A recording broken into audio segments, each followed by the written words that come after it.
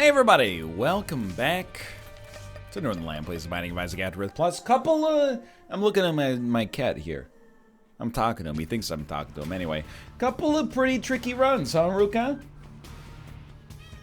I knew it.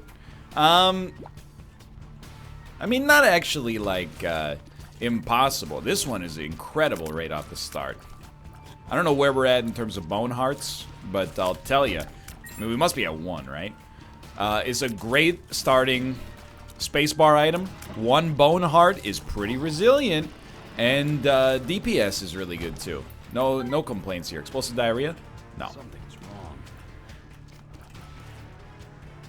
Anyway, this is offensively like the best start I've had today. And it's a big day of Isaac recording, you know, since we're going away soon. You know, it's no longer, it's crazy to me. I mean, I've been playing this game for a long time. It's crazy for me to think that in 2015, I took 2 weeks off. We went to Japan, and I was doing like 2 to 3 to 4 Isaac episodes a day. Hello, Ruka. I know, it's insane, right? During that period. Which means that before leaving, I had to have like 50 Isaac episodes in reserve. I think we probably ended up having like 35. Man, that's wild. Nowadays, it's roughly the same amount of videos, maybe even a few more videos, but it's a greater variety, which is honestly just helpful from like a human being standpoint. My son, how many times we got to play this game? You can be in the room. You can't be on the desk. We got a nice little box set up for you. You don't want to be there, though. You want to stand on top of these important documents. You want to sniff around the coffee cup. Why would you do such a thing? My boy. Hello. You gotta go down into the box. You give him a couple. There you go. He's good. You give him a little butt scratch in the box, and he decides, you know what, the box ain't so bad. When I go into the box, I get the butt scratch. Dude, once we can see our HP, it sounds like I'm spelling something. Once we can see our HP, I will be a happy man. But I think that this run, you know, it's what I've been lacking recently, which is both safety and comfort early on. It's like a Lexus. Absolutely no complaints. Alright. Truth be told, Crack the Sky is a really, really solid spacebar item. That's pretty much the whole reason I brought it up right there. There's no conceivable world in which I swap long term, but it does give me the option temporarily to do this. And we didn't have to pop Degas till we left. That's a bit of a mistake, but still good. Anyway. It's always nice, it's like preparing to be away on YouTube. Like, don't get me wrong, I'm happy to have the option, you know? You could, and this is the thing, I don't want to act like I had no choice but to prepare like 60 video. Well, it's not gonna be 60 because we're only gone for a week. But, you know, I had no choice but to prepare 20 videos like before I left. I have a choice. I could just keep up with the normal schedule and then be like, hey guys, sorry, no videos this week. I'm gonna be away. But I don't want to do that for a couple of reasons. One of which is like, you know, it's nice to be, and it, you know, there's no way to make this sound like anything less than like a little greedy, I guess, but it is nice to have a job where you can like be away and also still earn your income. It's not like a passive income. I mean, like I actively like made the video, but you know, so that's a part of it. And then like when I'm in Japan, I'll be like, should I get the $8 lunch or the $6 lunch? I'll be like, you know what, dude, you earned the $8 lunch with those Isaac episodes. Go ahead. Just don't tip. Makes me sound like a bad guy until you realize they don't tip in Japan anyway.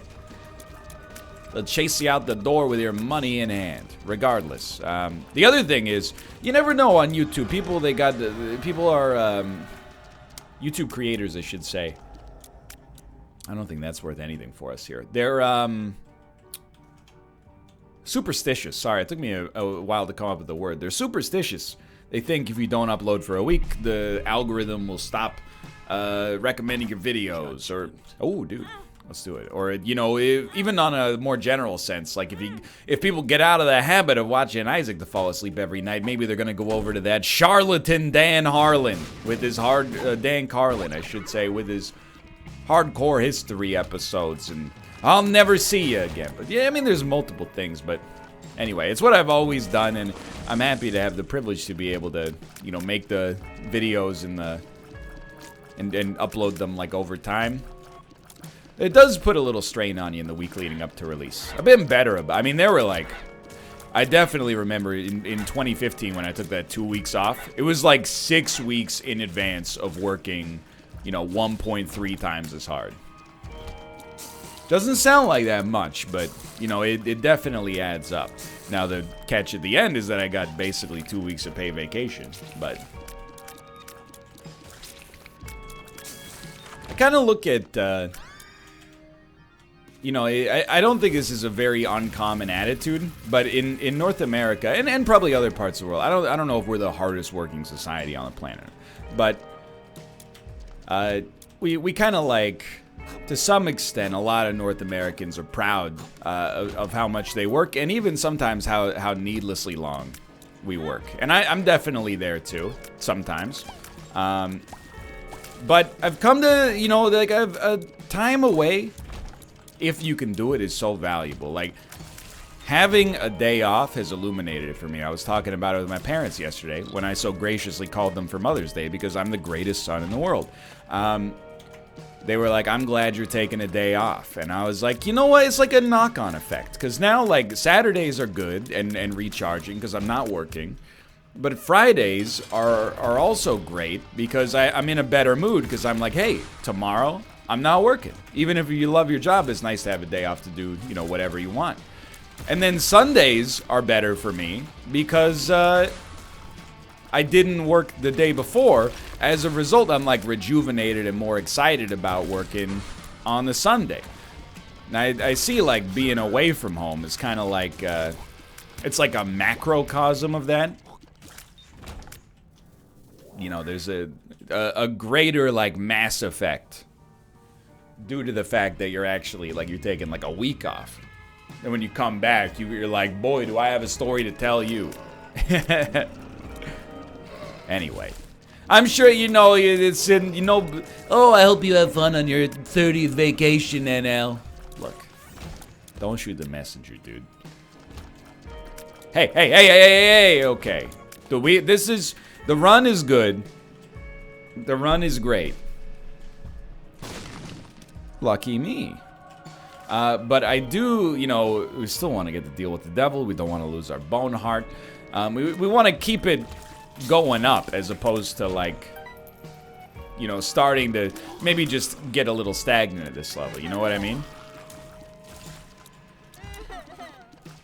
Which, I mean, it's a pretty simple, self-explanatory sentence. I'm sure. You know what I mean. It's okay. It's not the game's fault. It's my fault. But dude, it's could have done it this way before. It's a dang old guillotine, dude.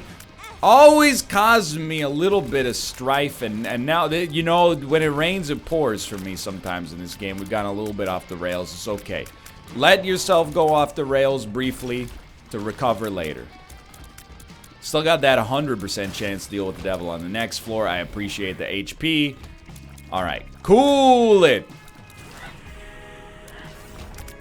Nothing to worry about. Anyway, I mean, I'm sure I'm preaching to the choir, you know?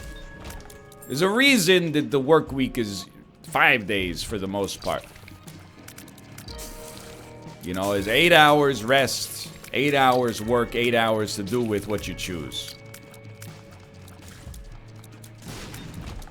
Even if that is sit in an Epsom salts bath and watch The Hunt for Red October. Look, it was a good movie, okay? I don't know why I feel the need to defend it. It probably made like $130 million at the box office. You know what? It's a good time for me to check Wiki. Well, actually, let's just go box office. The Hunt for Red October. $200 million US. That's amazing, dude. That was, you know, why am I talking about this? I'm not saying it's like some kind of indie film, but a $200.5 million box office take in the year 1990. That's a huge movie. You know, and I actually cared about box office growth. So Blockbuster was like $100 million. So this, I mean, when you adjust it for inflation, that's no wonder it was in all the VHS advertisements way back in the day. When I was a kid, well, anybody that's like around the same age as me, I'm sure will be able to relate to this story. We're actually in a very touchy spot here, but for like what felt like a 10-year period, anytime you turned on a VHS, you popped it into your VCR, you got an ad for Jumanji. I had the same thing with The Hunt for Red October. But I think that's just because I had this, I had the Addams Family on VHS. Dude, this is spooky.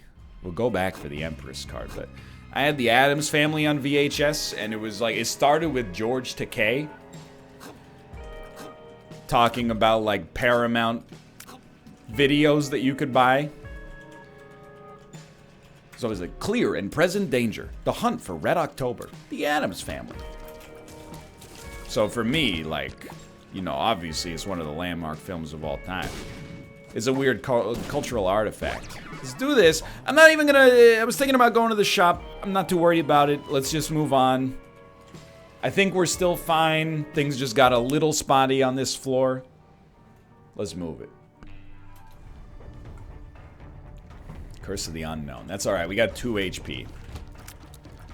So, I mean, the last floor, to not get to deal with the devil is one thing, but it is definitely like my own fault that it went as badly as it did towards the end.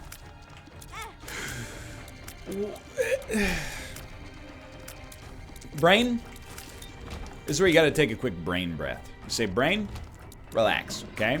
Yes, you got the guillotine.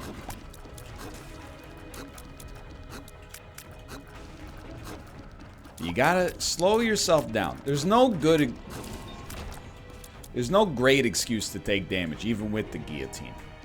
Now, if I could go back in time, what a tale my thoughts would tell. Would I take the guillotine? I would probably still take it, but I would be a little bit more reticent, I suppose.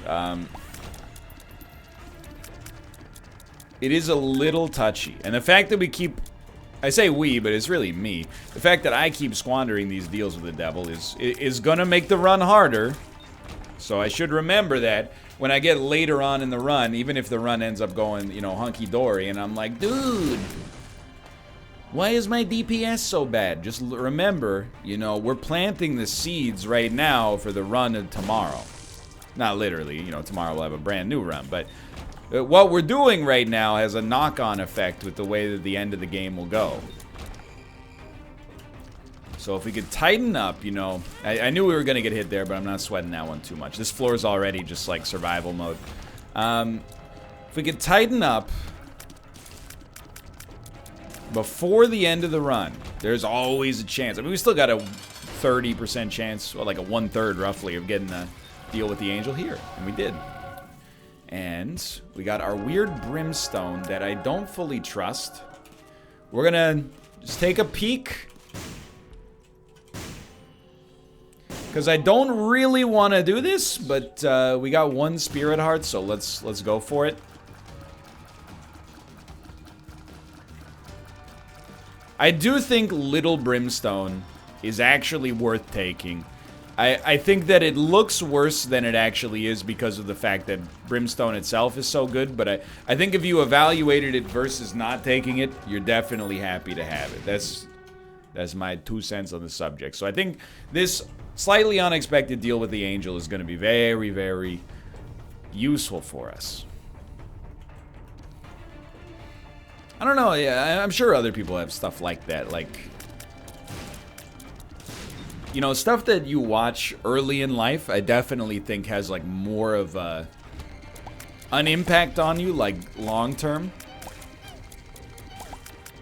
Like, you might shoot the messenger on this one. I think if you watch a movie between the ages of,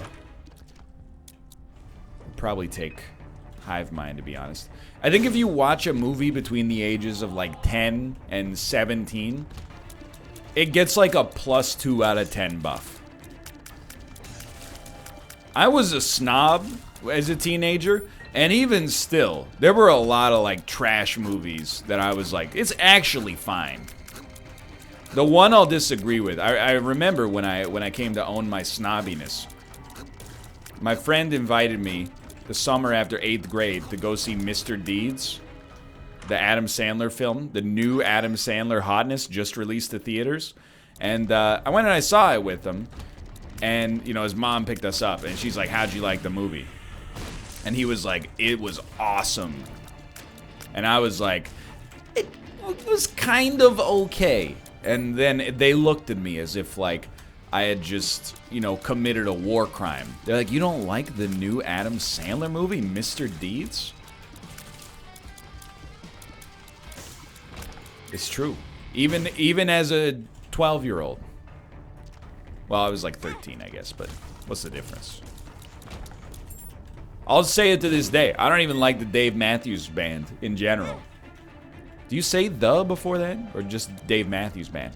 Best part of Mr. Deeds? Where are you going? I wonder what... This is a real question. It's a good category, okay? Movies where the, you know, marquee song off the soundtrack is better than the movie. Go. Armageddon. Not a question. I don't really think Don't Want to Miss a Thing is a good song, but the movie is horrible.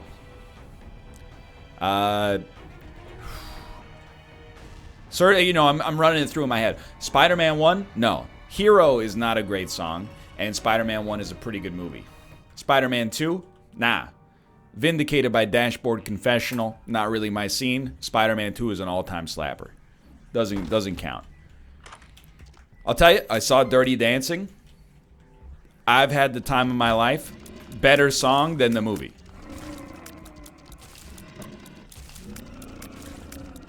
There's no doubt about that. I haven't seen Frozen. I wouldn't be surprised if Let It Go ends up being better than the film itself. You know what? This is where you go.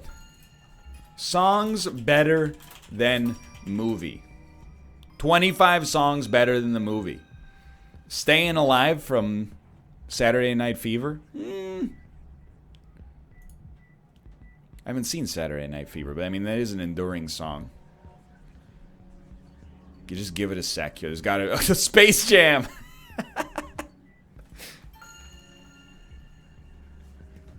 I guess it's I Believe I Can Fly, but we can't talk about that one anymore.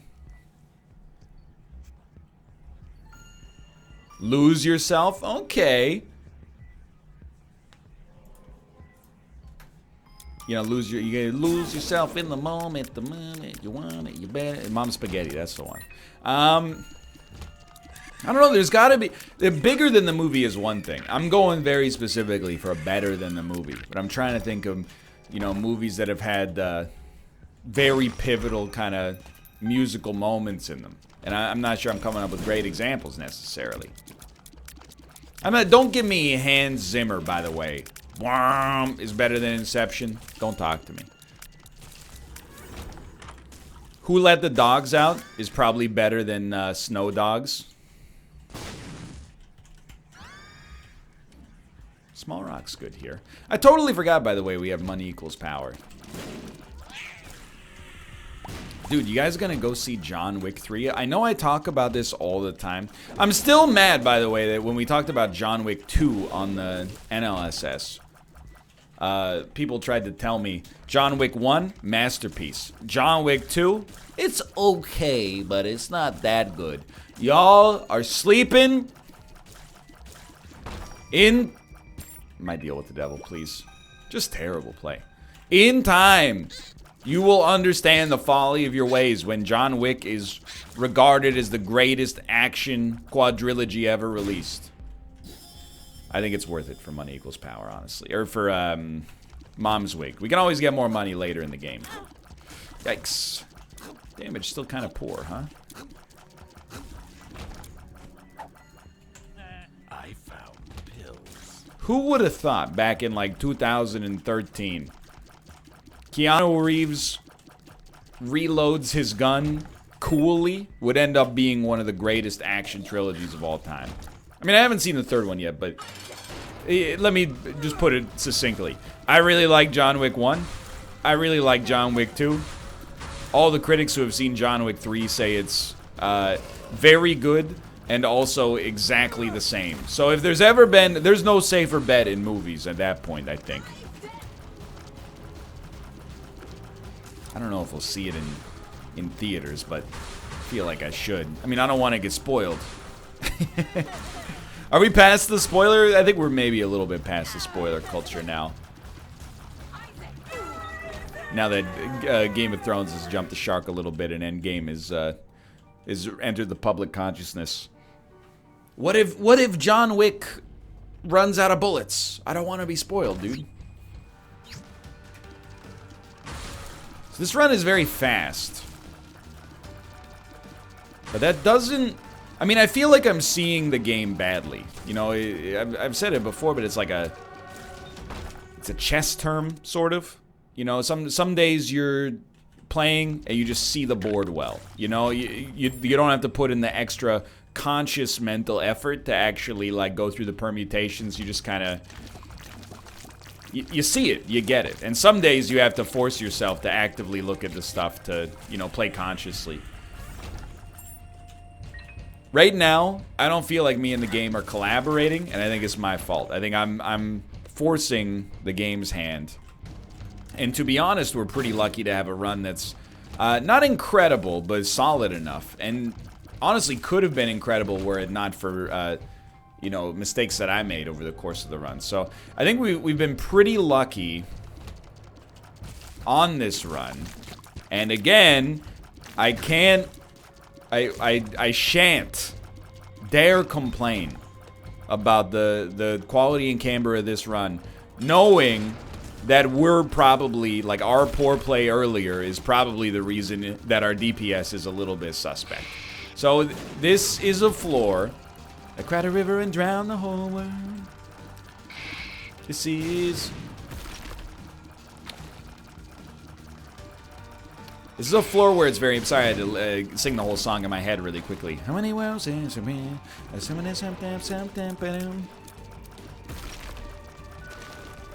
Where's that song in a movie? They should have that for, like, a Marvel superhero. Flood Girl. This is the story of a girl. Cried a river and drowned the whole world. She could be a villain, but like a tragic villain. I don't know, dude. I know we stan a queen. We stan Marvel here. But, like, at this point, they made me care at least a little bit about a superhero who gets very, very tiny like an ant. I can live with this. So if they were like, hey, our new movie is Poop Lord. He pooped out an Infinity Stone, and, you know, now he's real sore about it. You know, I would be like, you know what? All right. When do tickets go on sale? I'm willing to ride the hot hand. Until you screw it up, I'll be there opening night, tearing up whenever they do the hero shots. Like I said, I'm a snob. Nah, I'm not really. I've eased up as I've gotten older, for sure.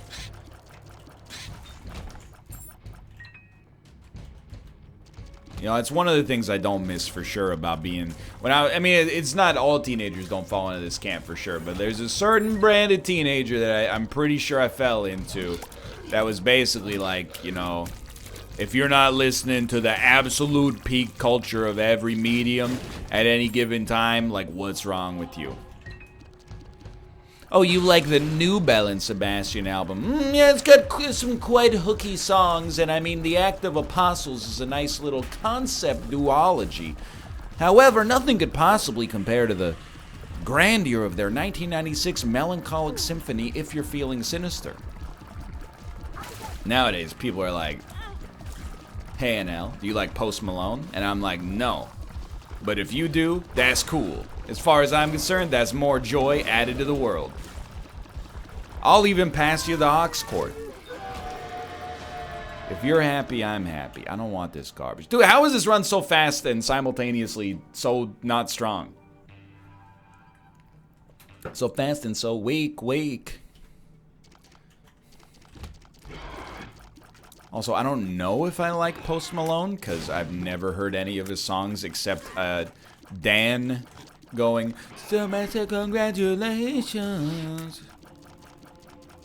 Like a lot of popular music artists, unless they play it, you know, the 30 minutes a week I'm in my car listening to Top 40 radio, I don't really hear it.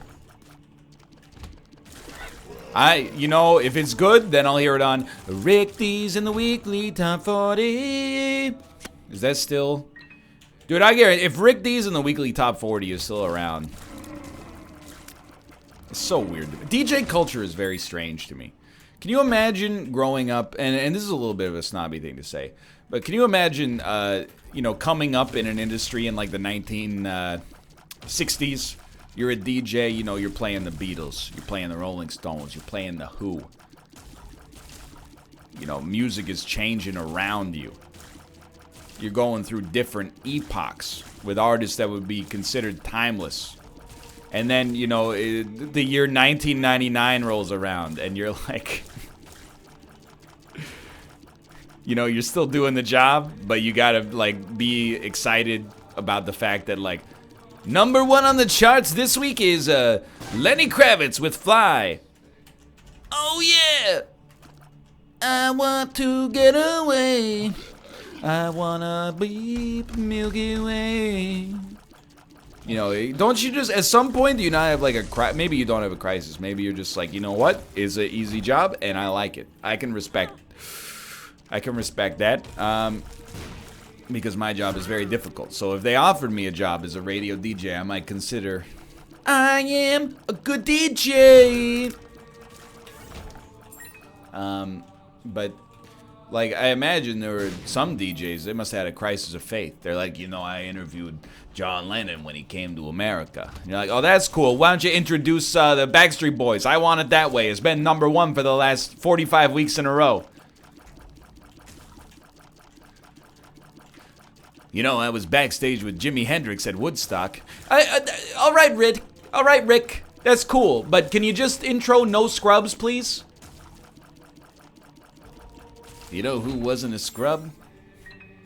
Bob Seger. Okay, dude, but, you know, like, it's not about you, Richard. Rick's not short for Richard, is it? Boy, I'll tell you, me and Michael McDonald used to get up to some stuff back in the late 1970s. I mean, we're running out of time. Can you just tell him that All-Star's on, dude? Like, we're trying to get the lunch break here.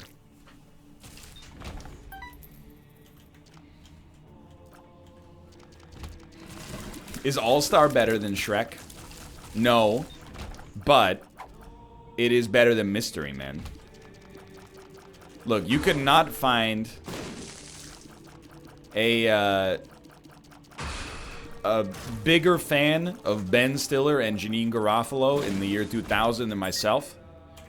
But that movie, it's not that good. William H. Macy's in it. Hank Azaria. It's got a great cast. It's got a great cast. And your head is all the way up it. Hank Azaria, also in Heat, by the way, the movie that quote is from. He plays the man whose head is all the way up it. Of course, the inimitable Dunkachino playing the police officer in that landmark scene. Don't do me like this. This isn't how I go. Big Fish, Albert Finney. Hank Azaria, not in that movie. Who is in that movie? Daniel DeVito. He plays Circus Ringmaster, which I'm pretty sure is like 75% of his roles post the year 2000 for whatever reason.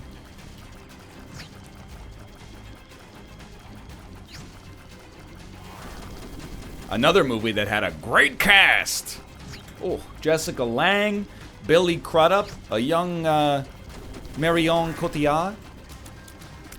Albert Finney, of course, in the title role. Ewan McGregor, Helena Bonham Carter before before we'd seen her in so many Tim Burton films that we were like, come on, get over it. Well, it is gonna be a hotter run than expected here.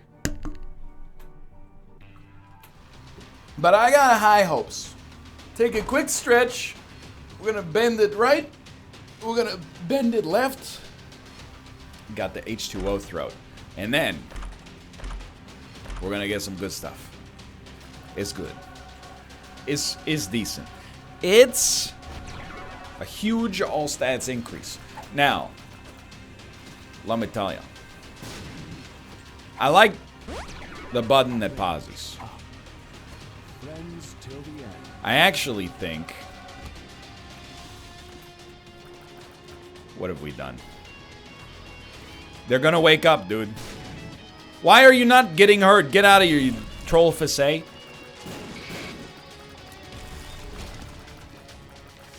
The Emperor. Let's do one more room and then we'll tackle it. Dude, I don't know. Just being sincere, your boy wouldn't mind picking up some health-related points.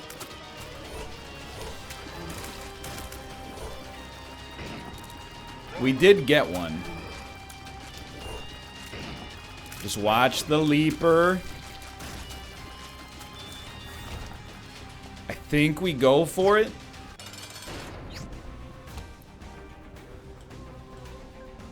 Yo, this is not as much damage as I thought it would be. That's my mistake. I assumed the pause button was good.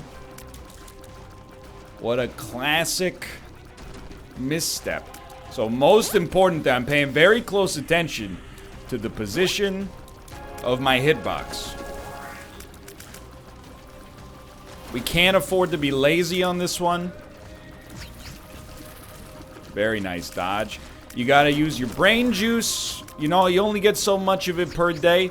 We gotta use a decent chunk right now. We're putting it in, DRS is active. It's a little Formula 1 joke for you. We've lived, we will leave. That was a little spotty.